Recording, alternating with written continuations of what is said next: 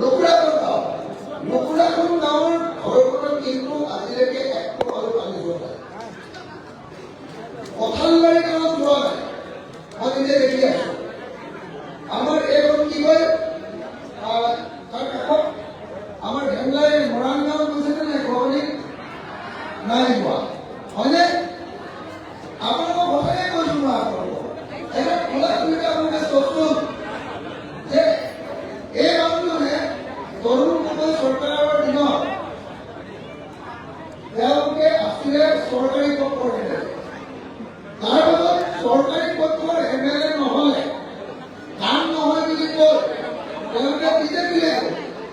বিজেপিত গৈ তেওঁ কি কৰিলে এতিয়ালৈকে আপোনালোকে অকণমান ভাবি চাওকচোন।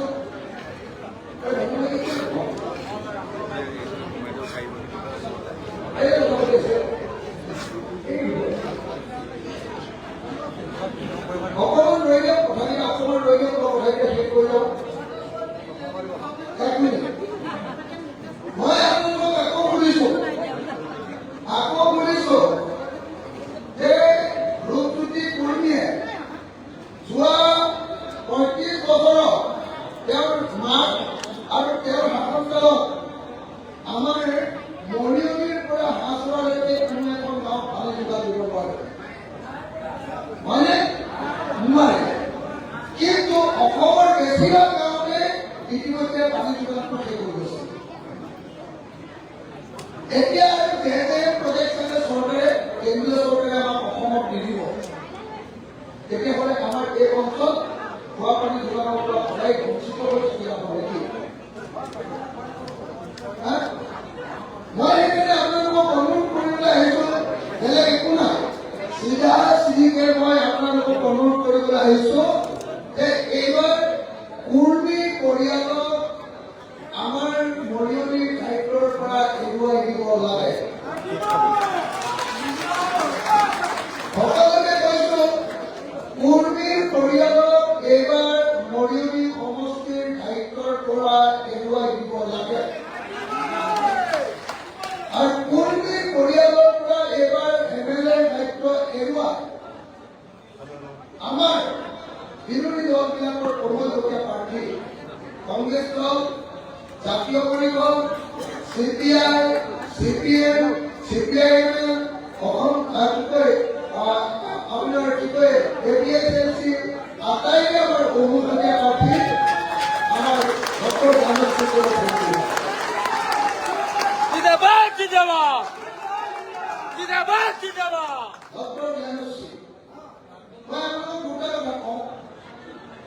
এটা হ'ল ডক্টৰ জ্ঞানশ্ৰী এজনী চোকা ছোৱালী, আৰু আনটো হ'ল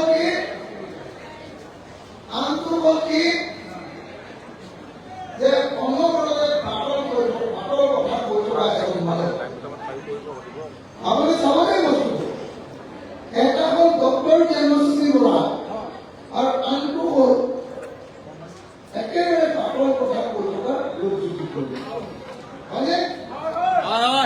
এতিয়া মইতো ভাবো যে আজিৰ দিনটোত ৰূপজ্যোতি কুৰ্মীক যদি আপুনি ইংৰাজীত গৰুৰ বিষয়ে এখন ৰচনা লিখিবলৈ দিয়ে, ৰূপজ্যোতিয়ে নোৱাৰে, হয়নে নহয়? হয়নে নহয়? যদি গৰুৰ বিষয়ে এখন ৰচনা লিখিব নোৱাৰে, তেতিয়াহ'লে বিধায়ক তেওঁ কেনেকৈ এখন আইন ৰচনা কৰিব? আপোনালোকে জানেনে যে এজন বিধায়কৰ কাম কি? এজন বিধায়কৰ 3টা কাম। 1 নম্বৰ, বিধায়কে বিধান ৰচনা কৰে, আইন ৰচনা কৰে, সেইকাৰণে ইংৰাজীত লেজিছলেটৰ বুলি কয়। লেজিছলেটৰ মানে আইন ৰচনা কৰোঁতা।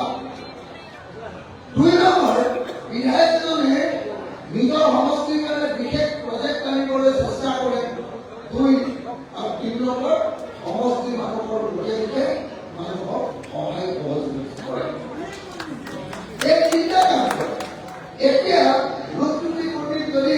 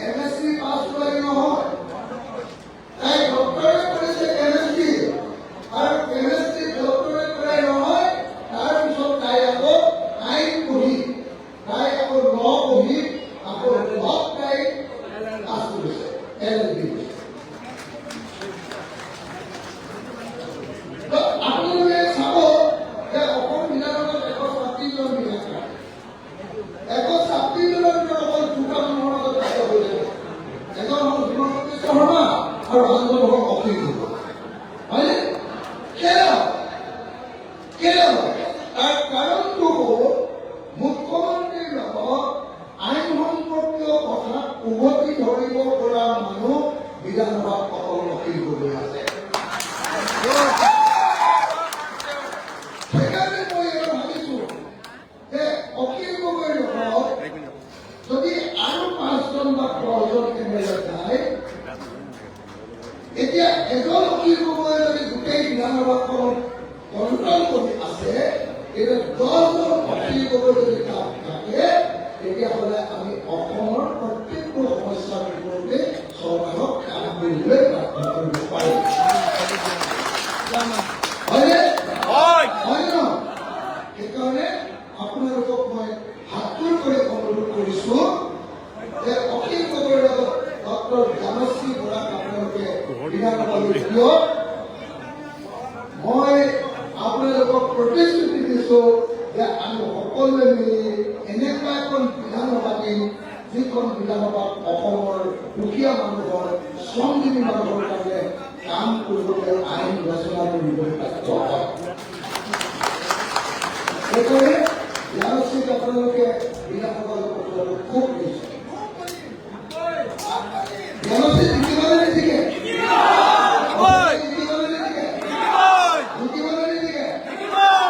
যদি জ্ঞানশ্ৰী জিকে আৰু যদি এইবাৰ আমি কংগ্ৰেছ ৰাইজৰ দলে চৰকাৰ কৰিব পাৰোঁ, মই আৰু এটা কথা কৈ যাওঁ দেই, চিদিকে ক'ৰবাত পোৱা মানুহ আৰু এটা কথা কৈ যাওঁ দেই, এইবাৰ আমি চিদিকে একদম খুব চিধি এইবাৰ আমি হিমন্ত বিশ্ব শৰ্মা ব্ৰহ্মপুত্ৰ দলিয়াব খুজিছোঁ আৰু গৌৰৱ গগৈক মোক খবৰ দিব দিছোঁ। মই উজনিৰ পৰা নামনিলৈকে গৈছোঁ, উজনিৰ পৰা নামনিলৈকে চব মানুহে এতিয়া এইবাৰ বিজেপিক ভোট নিদিওঁ বুলি আৰু বিৰোধী দলবিলাকক একেলগে থকাৰ কাৰণে একেলগে ভোট দিম বুলি এইবাৰ গোটেই অসমতে সাংঘাতিক সেৱা হৈ গৈছে। এনেকুৱা পৰিস্থিতিত এইবাৰ যদি আপোনালোকে জ্ঞানশ্ৰীক জিকাই পঠিয়ায়, তেতিয়াহ'লে হয়তো আমি চৰকাৰৰ অংশীদাৰ হ'ব পাৰিম আৰু চৰকাৰৰ অংশীদাৰ হ'লে আপোনালোকৰ কাৰণে আমি 5টা কাম কৰিম। 5টা কাম। 1 নম্বৰ কামটো কৰিম যে অসমৰ সকলো মহিলা, যিবিলাক মহিলাৰ এতিয়া আধাখিনিয়েহে অৰুণোদয় পায়, মই অসমৰ সকলো মহিলাকে অৰুণোদয় পোৱাৰ কাৰণে ব্যৱস্থা গ্ৰহণ কৰিম। এতিয়া অৰুণোদয় দি আছে 1250 টকাকে, আপোনালোকক আমি অৰুণোদয় দিয়াৰ ব্যৱস্থা কৰিম 3000 টকা। 2 নম্বৰ, আমি মহিলাসকলক যেনেকৈ অৰুণোদয় দিম, তেনেকৈ অসমৰ 65 বছৰৰ ওপৰত সকলো বৃদ্ধ মানুহ, বয়োজ্যেষ্ঠ মানুহ যি বৃদ্ধ পেঞ্চন পায়, তেওঁলোকৰ বৃদ্ধ পেঞ্চনৰ পৰিমাণ বৰ্তমান 250 টকাৰ পৰা আমি 3000 টকা কৰিম। এই দুটা। 3 নম্বৰ কথাটো কি কৰি দিম জানেনে? 3 নম্বৰ কামটো কৰি দিম, মহিলাসকলৰ বেংকত যিবিলাক মাইক্ৰ' ফাইনেন্সৰ ধাৰ আছে, যিটো হিমন্ত বিশ্ব শৰ্মাই ধাৰটো মাৰি দিম বুলি কৈছে, নমৰাৰ কাৰণে এতিয়া গোটেই মহিলাসকল বিপদত পৰিছে। মই আপোনালোকক আমাৰ 3 গগৈ প্ৰতিশ্ৰুতি দিছোঁ যে আপোনালোকৰ সকলোকে মাইক্ৰ' ফাইনেন্সৰ ধাৰটো 6 মাহৰ ভিতৰত মাৰি দিব। আৰু 4 নম্বৰ, অসমৰ চাহ শ্ৰমিকসকলৰ কাৰণে 2টা কাম কৰিম। এটা হ'ল চাহ শ্ৰমিকৰ দৰমহা আমি 501 টকালৈ বৃদ্ধি কৰিম। 501 টকালৈ বৃদ্ধি কৰিম চাহ শ্ৰমিকৰ। 1, 2, প্ৰত্যেকটো চাহ শ্ৰমিকৰ পৰিয়ালক বাগানৰ যি অংশত তেওঁলোকে ঘৰ সাজি আছে, সেই ঘৰ আৰু মাটিৰ ৰূপে পট্টা দিয়াৰ ব্যৱস্থা কৰিম। এইবিলাক কাম কৰিম। আৰু মই জনামতে ভেলগুৰি অঞ্চলত বহুত মানুহ, সেই ভেলগুৰি অঞ্চলৰ মানুহৰ মাটিৰ পট্টা নাই। মৰিয়নি বিধানসভা সমষ্টিৰ বহুত মানুহৰ মাটিৰ পট্টা নাই। মই আপোনালোকক বহুত ছাত্ৰক কথা দি কৈছোঁ যে আমাৰ জনশক্তি মৰিয়নি সমষ্টিৰ 100% মানুহকে আমি এবছৰৰ ভিতৰত মাটিৰ পট্টা দিয়াৰ কামটো শেষ কৰি দিম। আৰু এইকেইটা সৰু সৰু কাম, ডাঙৰ 3টা কাম কৰিম। ডাঙৰ 3টা কাম।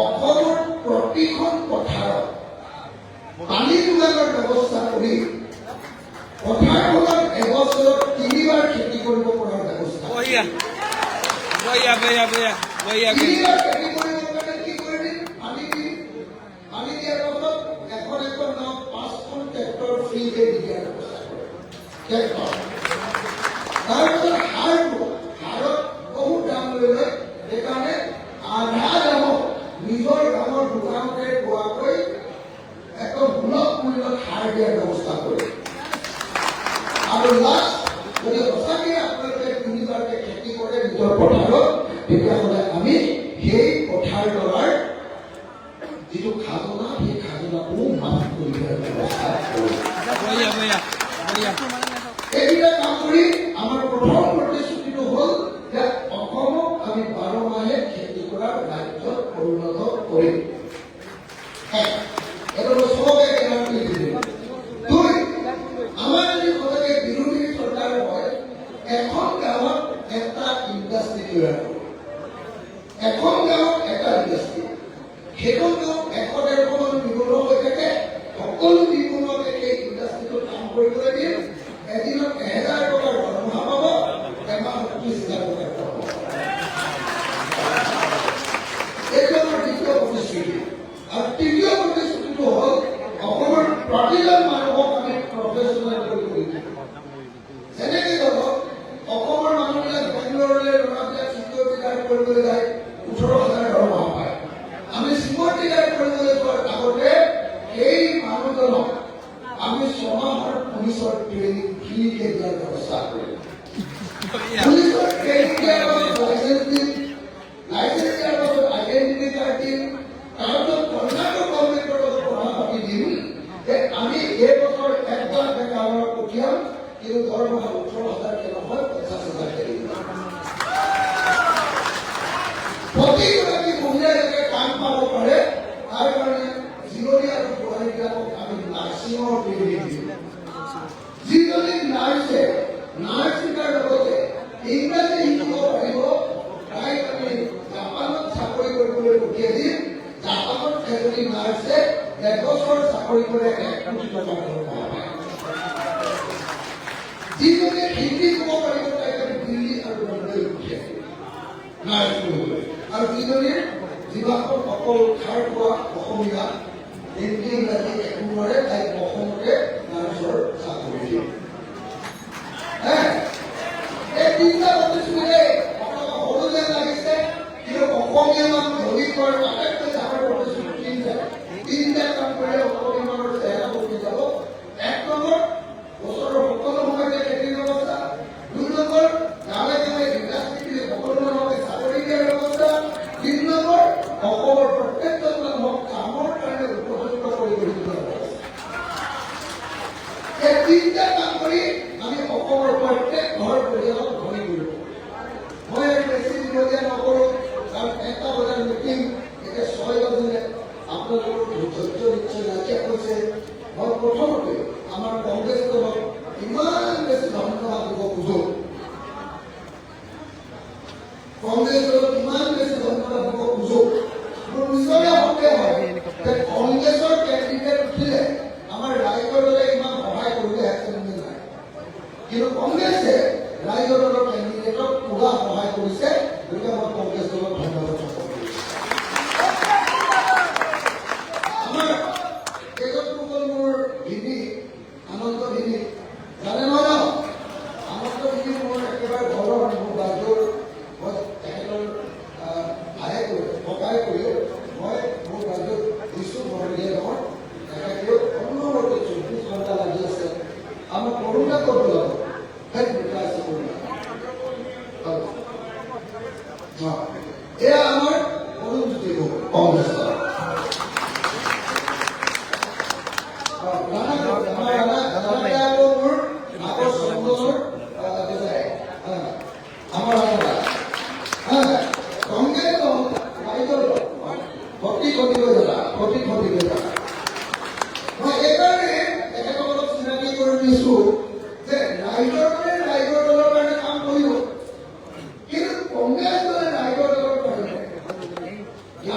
যাবৰ কাৰণে কিমান কষ্ট কৰিছে এইটো কাৰণে মই তেখেতসকলক আৰু এইটো স্পষ্ট কৰি দিছো যে জ্ঞানশ্ৰীয়ে এমএলএ কৰাৰ পাছত এতিয়া এমএলএ নিদিয়ে কেইটামান মানুহক শিক্ষা দিয়াৰ নিচিনাকে এই কামটো নকৰে যদিও